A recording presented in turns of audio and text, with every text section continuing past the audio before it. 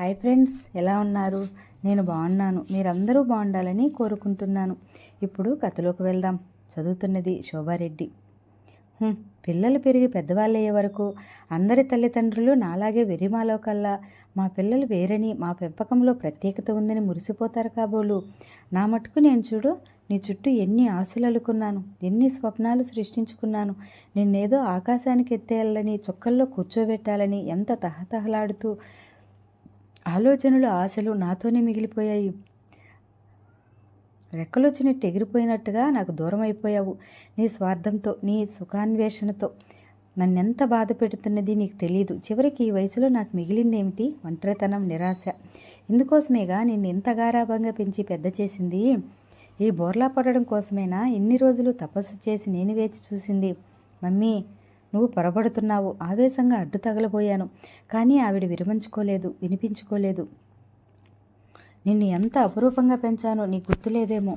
నీ చిన్నతనం ఒకసారి వంటవాడు నీకు పాలు 5 నిమిషాలు ఆలస్యంగా ఇచ్చాడని నేను మండిపడి వాడికి తరిమి వేసిన రోజులున్నాయి. నీకు కాస్త జలుబు చేస్తే నువ్వు మోవన్నగా పడుకుంటే జీవితమే శూన్యమైపోయినట్టు నేను భయపడిన క్షణాలు గుర్తుకొస్తున్నాయి. నీ శరీర ఛాయ బంగారంలా మెరవటం కోసం, నీ జుట్టు ఎంత బారుగా పెరగటం కోసం నేను చేయని ప్రయత్నం లేదు, పడని అవస్థ లేదు. నీ 7 పిల్లల్లో ఎవరైనా నీకంటే అందంగా స్టైల్గా ఉంటే నా మీద తేళ్ళు జెరులు పాకేవి. నేను నిన్ను ఎంతగా ప్రేమించానంటే నాకు ఇంకో పిల్ల పుడితే నీ మీద మమకారం తగ్గిపోతుందేమోనని భయపడిన రాత్రులున్నాయి. ఎంత వెరిగా నిన్ను ప్రేమించాను. ఈ ప్రపంచంలో నేను ఒక్కదాన్నే తల్లినైనట్టు ప్రవర్తించాను. నేను పొందలేనివన్నీ నువ్వు పొందాలని, నేను అందులో లేని శిఖరాగ్రాలకు నువ్వు చేరుకోవాలని ఆరాటపడ్డాను. నా జీవితం, నా ఆలోచనలు, నా సర్వస్వం నీ మీద కేంద్రీకరించుకున్నాను. చివరికి నాకు దక్కిందేమిటి? అందరి ముందు అవమానం, నలుగురిలోనూ నవ్వులు పాలవటం. ఇప్పుడు అనిపిస్తోంది నేను అందరిలాంటి తల్లినే. నా ప్రత్యేకత ఏమీ లేదు. మిగతా వాళ్ళు అనుకున్న సంబంధం పిల్లలకు చేసినట్టు కూడా నేను నష్టపోయాను. నా వ్యక్తిత్వం నిలువు నా కన్నబిడ్డ ముందే పనికి రాకుండా ఇంకెవరి ముందో ఎలా నిలుస్తుంది? హఠాత్తుగా ఆవిడ కళ్ళల్లో నీళ్లు తిరిగాయి. మమ్మీ, నేను చప్పున దగ్గరకు వెళ్ళబోయాను. కానీ ఆవిడ చేయి చాచిన నాగమని సజ్ఞ చేసింది. నువ్వు కనీసం డబ్బు మీద ఆసనం వ్యక్తిని పెళ్ళాడినా నాకెంత బాధ ఎదురయ్యేది కాదు. నాకున్న డబ్బుతో అతనికి ఒక విలువ సృష్టించి నేను కోరుకున్న ఎత్తును నిలబెట్టగలిగేదాన్ని. నువ్వు పెళ్లి చేసుకుని ఈ మనిషి ఒట్టి కొరకరాని కొయ్య. తను పెట్టిన కుందేలకు 3 కాళ్ళనే తత్వం గలవాడు. ఎదుటివారు అతని మాట వినాల్సిందే తప్ప అతను వినే రకం కాదు. ఇప్పుడు నాకు ఎలాంటి నరకం ఎదురైందో నువ్వే చూడు. నేను నిన్ను వదిలిపెట్టి ఉండలేను. నిన్ను అతను నా దగ్గరకు పంపడు. నాకిప్పుడు 2 మార్గాలున్నాయి. నేను అహం చంపుకుని వచ్చి మీ దగ్గరైనా ఉండాలి, లేకపోతే నీ మీద మమకారం చంపుకుని బ్రతకాలి. ఈ 2 నాకు సాధ్యం కాదన్న సంగతి నీకు తెలుసు. నాకు మిగిలింది ఒక్కటే, భవిష్యత్ అశాంతితో వేగుతూ నరకయాతనగా గడపటం. అమ్మ కళ్ళల్లో నిండి నీళ్లు చెంపల మీదకి జారినాయి. మమ్మీ, నేను నిస్సహాయంగా చూశాను. ఇంతలో అత్తయ్య లోపలికి వచ్చింది. ఆవిడని చూడగానే అమ్మ చప్పున కళ్ళు తుడుచుకుంది. పరాయి ఇంటికి వచ్చిందయ్యా. అత్త ఆడపడుచుల మధ్య ఇలా వద్దిక్కా మెలగాను నేర్పుతున్నాను అంది. ఈ మాటలు వినగానే అత్తయ్య ముఖం చిన్నబుచ్చుకుంది. అదేమిటి వదినా, మీనా నాకు పరాయిదా? రాజు ఎంతో అది అంతే. నిజం చెప్పాలంటే రాజు కంటే ఎక్కువేమో కూడా అంది. ఏమో కమల, ఈ రోజుల్లో అట్టే అయినా ఇవ్వటం మంచిది కాదు నా ఉద్దేశం. తర్వాత కష్టపడాల్సి వస్తుంది, ముందే చెప్తున్నాను అనేసి అమ్మ అక్కడి నుంచి వెళ్ళిపోయింది. అత్తయ్య చేత్తో ఇచ్చిన దండ నా తలలో తురుముతూ, ఏమోనే అమ్మా, మొదట కృష్ణుడు ఇలా ఉత్తరం రాశానని ఏమవుతుందోనని హడలిపోయాను. రాసేసరికి ఆ పొగరమోతు వాడికి మీ అమ్మను ఒక తాటి క్రిందకు తేగల సామర్థ్యం నీకే చెల్లింది. నీ పుణ్యమా అని మళ్ళీ వదిన, అన్నయ్య ఇలా నా నటింట్లు తిరిగి అదృష్టం కలిగించావు. ఇక నాకే దిగులు లేదు. నిన్ను భారీగా చేసి మా వాడి ముక్కుకు మంచి తాడే వేశాడు భగవంతుడు అంటూ నా చెంపలు చాచి తల వంచి నుదురు మీద ముద్దు పెట్టుకుంది. అత్తయ్య మర్నాడు కొత్త దంపతులైన మా చేత సత్యనారాయణ వ్రతం చేయించింది. ఊళ్ళో అందరినీ భోజనానికి పిలిచాను. నిన్న సాయంత్రం బండి దిగి ఇంట్లో అడుగుపెట్టిన కృష్ణ పూజ జరిగే సమయం వరకు మళ్ళీ నా కంటికే కనిపించలేదు. అత్తయ్య ఊళ్ళో అందరినీ భోజనానికి పిలవాలని అనడంతో అప్పటికప్పుడు హడావిడిగా ఏర్పాట్లు ప్రారంభమనే అయ్యాయి. కృష్ణ కుడిభుజంగా ఉండే గోపాలం మరో 4 కూడగట్టుకుని నిమిషాల మీద జరగవలసిన పనులను చూడసాగాడు. వీరాయి అప్పటికప్పుడు బయలుదేరి ఊళ్ళో దొరకని ముఖ్యమైన వస్తువులు తీసుకుని వంట బ్రాహ్మణులను వెంటబెట్టుకుని తెల్లవారేసరికొచ్చాడు. దొడ్లో గాడిపోయి రాత్రే తవ్వించి ఉంచాడు. వంట బ్రాహ్మణులు వస్తూనే పనిలో జ్వరపడ్డారు. రాత్రి పొద్దుపోయిన తర్వాత తాతగారు, కృష్ణ, దూర బంధువులు కొంతమంది బళ్ళు దిగారు. వాళ్ళంతా నాన్నగారిని, అమ్మని ఎంతో ఆప్యాయంగా పలకరించారు. అత్తయ్య చీటికి మాటికి వదినా అంటూ అమ్మని పిలుస్తూ దేనికోదానికి సలహా అడుగుతూనే ఉంది. అప్పటి వరకు దొడ్లో అరుగు మీద కూర్చుని ఆచార్యుల గారితో మాట్లాడుతున్న నాన్నగారు తాతగారు వచ్చారని వినగానే లేచి ఎదురు వెళ్లారు. ఆయన ఎన్నాళ్ళైందిరా హనుమంతు నిన్ను చూసి అంటూ భుజం మీద చేయి వేశారు. తాతగారు కాళ్ళు కడుక్కుని వచ్చి పడకుర్చీలో కూర్చున్నారు. నాన్నగారు ఆయన పక్క స్టూల్ మీద కూర్చున్నారు. వాళ్ళిద్దరూ ఆపకుండా ఏవేవో మాట్లాడుతూనే ఉన్నారు. నాకెందుకో ఆ సమయంలో నాన్నగారిని చూస్తుంటే 10 సంవత్సరాల వయసు తగ్గినట్టుగా అనిపించింది.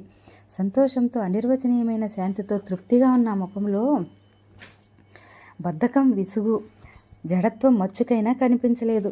నాన్నగారిని ఇలా చూస్తుంటే నా తపస్సు నెరవేరినట్టు, నేను ఆశించినది కల్లారా చూడగలుగుతున్నట్టుగా అనిపించసాగింది.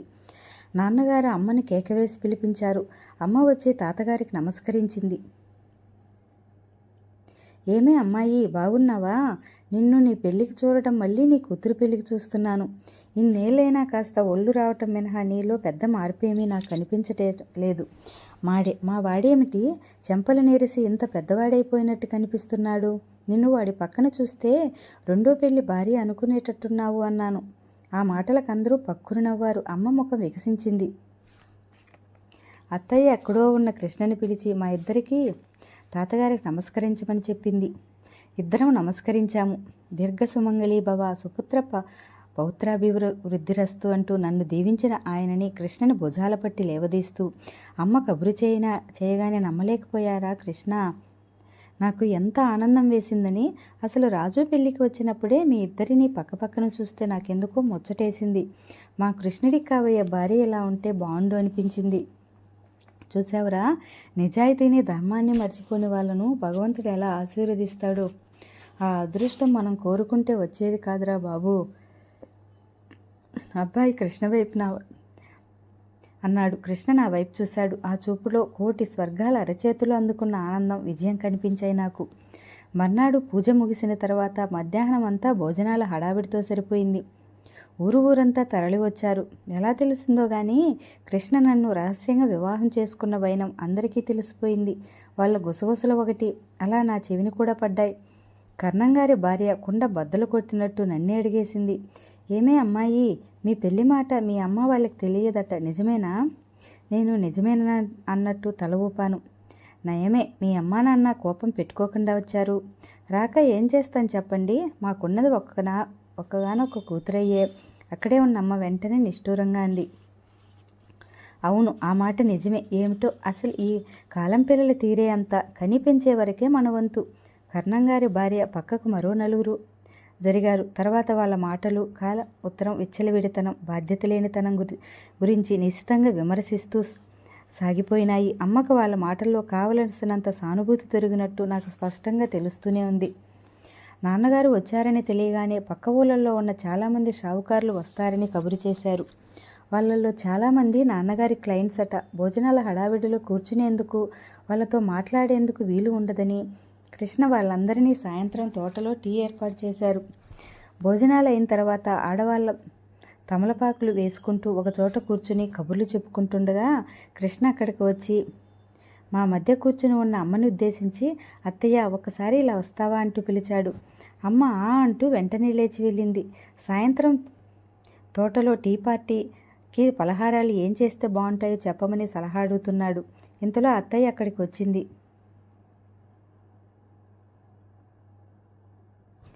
అమ్మ కృష్ణని ఏదో అడుగుతోంది. అతను జవాబేదో అంటున్నాడు. అమ్మ, కృష్ణ, అత్తయ్య ముగ్గురు కలిసి మాట్లాడుకుంటూ దొడ్లో వంట బ్రాహ్మణులు ఉన్న చోటుకెళ్లారు. దూరం అవటం వల్ల వాళ్ళు ఏం మాట్లాడుకుంటున్నది నాకు వినిపించటం లేదు, కానీ ఒకరినొకరు సంప్రదించుకుని సలహాలు అడుగుతున్నారని మాత్రం అర్థమైంది.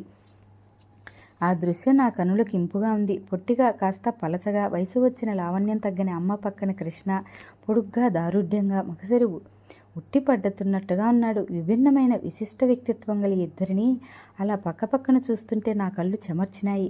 అమ్మకి కృష్ణ లాంటి కొడుకు ఉంటే ఎంత బాగుండేది, ఆవిడ ఎంత గర్వపడేది. ఎప్పటికైనా సరే కృష్ణలో ఈ పుత్ర ప్రేమ అమ్మ చవిచూడాలి. ఇలా ఇప్పుడు ఆవిడను బాధపెట్టి నేను తెగించి పెళ్లి చేసుకున్నా ముందు ముందు ఎంత మహత్తరమైన అనుభూతిని కానుగ్గా ఆవిడకి సమర్పిస్తానో తెలియాలి. అమ్మ కొడుకు లేడని అనుభూతి ఎప్పుడూ కొరవకూడదు. ఏనాటికైనా కృష్ణ లోటు భర్తీ చేయాలి. అమ్మ నిండు మనసుతో నన్ను తప్పక ఆశీర్వదిస్తుంది అనిపించసాగింది. సాయంత్రం 6 గంటలవుతుండగా అందరం ముస్తాబయ్యి తోటకు వెళ్ళాం. తోటకు వెళ్ళటానికి బయలుదేరే ముందు స్నానం చేయటానికి వెళుతున్న నేను కావాలనే మమ్మీ ఏం చీర కట్టుకోను అని అడిగాను. పూలమాల కడుతున్న ఆవిడ చర్రుమన్నట్టు తలెత్తి చూసింది. నన్ను ఎందుకు అడుగుతావు? తెచ్చుకున్నావుగా సంఖ్యలు, ఇంక మీ ఇష్టం వచ్చినట్టు ఊరేగు ఉంది. ఆ మాటల్లో తీవ్రతకి నా అభిమానం గాయపడింది. అక్కడి నుంచి మాట్లాడకుండా వెనక్కి తిరిగి వెళ్ళిపోయాను. ఈ క్షణం నుంచి నేను బొట్టు కట్టు విషయంలో ఎవరినీ సంప్రదించదలుచుకోలేదు.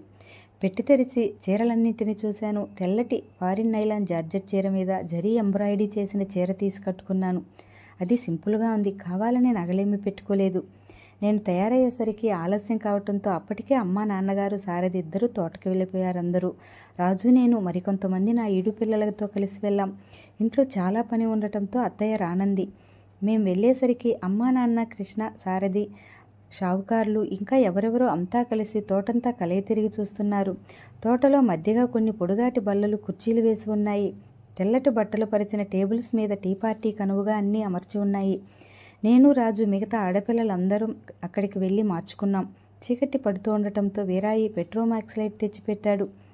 అమ్మ వాళ్ళందరూ వచ్చి మా పక్కన కూర్చున్నారు. సారథి చొరవగా నా పక్కన వచ్చి కూర్చుంటూ, కంగ్రాచులేషన్స్ మీనా, మీ ఆయన ఎంత సమర్థుడని కానీ ఇన్ని థాట్స్ ఉన్న మనిషి అని కానీ నేను అనుకోలేదు. ఈ పల్లెటూరు వాతావరణం, ఈ గాలి హాయి చూస్తుంటే నాకు కూడా ఎక్కడెక్కడైనా చిన్న ఇల్లు కాస్త పొలం కొనుక్కుంటే బాగుండు అనిపిస్తుంది. సిటీ రద్దీకి పరిగెత్తిన పోయినప్పుడల్లా ఇలాంటి చోట 4 రోజులుంటే ప్రాణం కాస్త తేరుతుంది. సారథి నిష్కల్మషంగా జరిగిందేమీ మనసులో పెట్టుకోకుండా అలా చనువుగా మాట్లాడుతుంటే నాకు చాలా ఆనందంగా అనిపించింది. టీ పార్టీ సింపుల్గా జరిగినా చేసినవన్నీ రుచికరంగా కొత్త తరహాగా ఉన్నాయని అందరూ మెచ్చుకున్నారు. పార్టీ మధ్యలో అమ్మ నిర్మోహమాటంగా నేసింది. మీరంతా ఇంత డబ్బుగల వాళ్ళు ఉండి కూడా ఈ ఊళ్ళో ఇంత అధ్వానంగా ఉండడం నాకేం బాగలేదు. ఒక మంచి రోడ్డు లేదు, లైట్లు లేవు. మీరంతా ఏం చేస్తున్నట్టు అంది. అందరూ ప్రయత్నాలు చేస్తూనే ఉన్నామని నసిగారు. ఎవరి పనులలో వారికి ఊపిరాడటం లేదని సంజాయిషి ఇచ్చారు. ఈసారి గట్టిగా ప్రయత్నించమని, తను కూడా సహకరిస్తానని నాన్నగారు అన్నారు.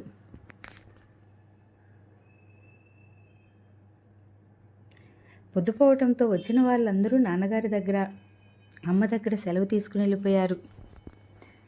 నాన్నగారు వచ్చి నా పక్కన కూర్చుంటూ, అమ్మలు, ఎన్నాళ్ళకి నీ పుణ్యమా అని కృష్ణ వేనమ్మ గారి భర్తగా కాకుండా లాయర్ హనుమంతరావు గారుగా ఈ ఒక్కరోజైనా గుర్తించబడ్డాను అన్నారు. కృష్ణవేనమ్మ గారి భర్తగా కాకుండా. నేను ఆయన వైపు చూశాను. చల్లటి చిరునవ్వుతో, నిర్మలంగా ఉన్న ముఖం పితృభక్తితో నా మనసంతా నిండిపోయింది. దూరంగా ఉన్న అమ్మ రాజుని పిలిచి ఏదో చెప్పింది. రాజు మా దగ్గరకు వచ్చి, మామయ్య ఇంక ఇంటికి వెళ్దామా అని అడుగుతోంది అత్తయ్య అంది. ఆయన లేచారు. ఆయనతో పాటు నేను లేచాను. రాజు నా భుజం మీద చేతులు వేసి అదిమి కూర్చోబెడుతూ, ఏయ్ నిన్నెవరు పిలిచారు, కూర్చో అంది. నేను వస్తున్నాను అన్నాను. అన్నయ్య ఉండమన్నాడు, నీతో ఏదో మాట్లాడాలట, మీ ఇద్దరూ కలిసి తర్వాత రండి. రాజు కొంటిగా నవ్వి వెళ్ళిపోయింది. అందరూ వెళ్ళిపోయారు. అమ్మ నాతో కనీసం వెళ్తున్నానని కూడా చెప్పలేదు. వీరాయి మరో 4 వచ్చి బల్లలు, కుర్చీలు సర్దేస్తుండటంతో నేను లేచి వెళ్ళి అరుగు మీద కూర్చున్నాను. మీరు కూర్చోండమ్మా, మిగతావి తీస్తామన్నాడు వీరాయి. పర్వాలేదులే అన్నాను. పెట్రోమాక్స్ లైట్లు అన్నీ తీసేసి ఒకటి అడ్డు పెడుతుంటే నేను అది కూడా తీసేయమన్నాను. నేను తోటంతా కలయజూస్తూ కూర్చున్నాను. అమ్మ వాళ్ళని సాగనంపటానికి వెళ్ళిన కృష్ణ ఇంకా తిరిగి రాలేదు. తోటలో ప్రతి ఆకు, చిగురు నా వైపు ఆపేక్షగా చూస్తున్నట్టు అనిపించసాగింది. నిజం చెప్పాలంటే కృష్ణ వ్యక్తిత్వాన్ని అద్దంలా పట్టి నాకు చూపించింది ఈ తోటే. మేమిద్దరం ఇంత సన్నిహితం కావటానికి ఈ తోటే కారణం. ఈ తోట కృష్ణకు లేకుండా పోతుందేమోనని ఒకప్పుడు భయంతో నా గుండెలు ఎంత విలవిలలాడాయో. ఆ రోజు నాన్నగారు కృష్ణ పేరిట రిజిస్టర్ చేయించి తెచ్చి ఇచ్చిన కాగితాలు చూడగానే నేను పొందిన ఆనందం గుర్తుకొచ్చింది. నేను నెమ్మలూరు వచ్చినప్పటి నుండి జరిగిన ప్రతి దృశ్యం కళ్ళ ముందు గిరగిరా తిరగసాగింది. ఆ రోజు సుందరి అలా మండిపడి వెళ్ళకపోతే, శేషయ్య రాజు పెళ్లి చెడగొట్టి ఉండకపోతే పరిస్థితులు ఇంకో రకంగా ఉండేవేమో. ఏమిటి అంత దీర్ఘాలోచనలు మునిగిపోయావు? కృష్ణ పలకరించడంతో ఉలిక్కిపడ్డాను. కృష్ణ వచ్చి నా పక్కనే కూర్చుంటూ, అమ్మయ్య, ఇప్పటికీ ఊపిరి పీల్చడానికి తీరిక చిక్కింది అన్నాడు. అందరూ వెళ్ళిపోయారా? అందరూ వెళ్ళిపోయారు.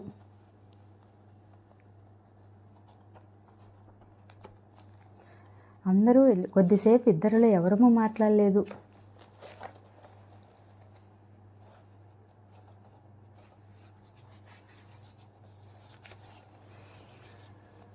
వెన్నెలపరుచుకుని ఉన్న ఆ తోట అందాన్ని అలా చూస్తూ కూర్చుండిపోయాం. ఏమిటి ఆలోచిస్తున్నావు? చెప్పు. నువ్వేం ఆలోచిస్తున్నావు చెప్పు, ఎదురు ప్రశ్నించాను. కలలా అసహజంగా ఉన్న వాస్తవం నిజమని నా మనసును నమ్మించడానికి ప్రయత్నిస్తున్నాను. సరిగ్గా నేను కూడా అదే పని చేస్తున్నాను. అత్తయ్య మామయ్యని మళ్ళీ చూసి సరిగ్గా మాట్లాడే వరకు నువ్వు నా భార్యవని నేను నమ్మలేదు. ఎంత గొడవ అవుతుందోనని భయపడ్డాను. అయ్యింది చాలలేదా? అది లెక్కలోనిది కాదు. నేను హఠాత్తుగా చేజాస్తూ అన్నా, నువ్వు నాకు వాగ్దానం చేయాలి. అమ్మ ఏదన్నా ఏం చేసినా నువ్వు సహనంతో క్షమించాలి. అమ్మ కొడుకులు లేని కొరత భర్తీ చేయాలి. ఇది నా అభ్యర్థన. మీనా, అత్తయ్య నాకు అవకాశం ఇవ్వాలే కానీ అంతకంటే ఆనందం నాకు ఇంకేముంటుంది అన్నట్టు చెప్పటం మర్చిపోయాను. మన ఊరికి దక్షిణంగా చెరుకు తోట అమ్మకానికి ఉంది. అది అత్తయ్య కొంటోందట. ఇక్కడ షుగర్ ఫ్యాక్టరీ పెట్టబోతున్నారులే. అందులో సారథి అత్తయ్య ఇద్దరూ జాయింట్గా షేర్ చేసుకుంటారట. నేను ఆశ్చర్యంగా చూశాను. ఈ కాస్త వ్యవధిలో ఇన్ని నిర్ణయాలా? నాకు అర్థమైంది. అలాంటిది ఏదైనా ఉంటే తప్ప అమ్మ ఈ ప్రాంతానికి రాలేదు. కేవలం నన్ను చూడడానికి వచ్చినట్టు కాకుండా ఇక్కడ పని మీద వచ్చినట్టు వస్తుంది కాబోలు. ఏరుకోరి నేను కృష్ణం చేసుకున్నందుకు నా జీవితం ఎలా ఉంటుందో అడుగడుగునా గమనించక మానుతుందా? నేను కృష్ణ జుట్టులోకి వేళ్ళు పోనిచ్చి సరిచేస్తూ భవిష్యత్తును ఊహించడానికి ప్రయత్నించసాగాను. అతను కూడా పరధ్యానంగా చూస్తూ అన్నాడు, ఇంత క్రితం తోటకొస్తుండగా మామయ్య ఏమన్నాడో తెలుసా? నేను నిన్ను నాతో తీసుకొచ్చేసినందుకు ఫలితంగా రాజును వాళ్ళతో పంపాలట. రాజును వాళ్ళ దగ్గర ఉంచుకుంటారట. దాని పెళ్లి కూడా వాళ్ళే చేస్తారట. ఇదే అత్తయ్య ఆలోచనట. నిజంగా? మరి నువ్వేమన్నావు? అదుర్దాగా అడిగాను. నిన్ను అడగాలి అన్నాను. చచ్చా, అలా ఎందుకన్నావు? వెంటనే ఒప్పేసుకుంటే పోయేది. అంతకంటే మనకి ఇంకేం కావాలి? కానీ మీనా, మన చేతుల మీదుగా రాజు పెళ్లి చేద్దామని అనుకోలేదు. అమ్మ నాన్న అయితే మాత్రమే అది అంత ఎక్కువ విషయం కదూ. అందులో ముఖ్యంగా అమ్మ అడిగినప్పుడు. ఏమో, నీ ఉద్దేశం ఇలా ఉంటుందని నేను అనుకోలేదు. చెప్పటం బాగుండదని నిన్ను అడగాలని అన్నాను. అతను నా ఒళ్ళో నుంచి లేవబోయాడు. నేను భుజాల పట్టి లేపకుండా ఆపాను. కోపం వచ్చిందా నా మీద? నీ మీద? అతని కళ్ళు నా మీద నిలిచాయి. ఇప్పుడే అడుగుతున్నాను. ముందే తెలుసుకుని ఉంటే నయం. భవిష్యత్తులో నా మీద ఎప్పుడైనా నీ కోపం వస్తే ఏం చేయాలో చెప్పు. ఆ క్షణంలో కొద్దిసేపు మౌనంగా ఊరుకో. ఆ తర్వాత నీ ఇష్టం వచ్చినట్టు నా మీద విరుచుకుపడు.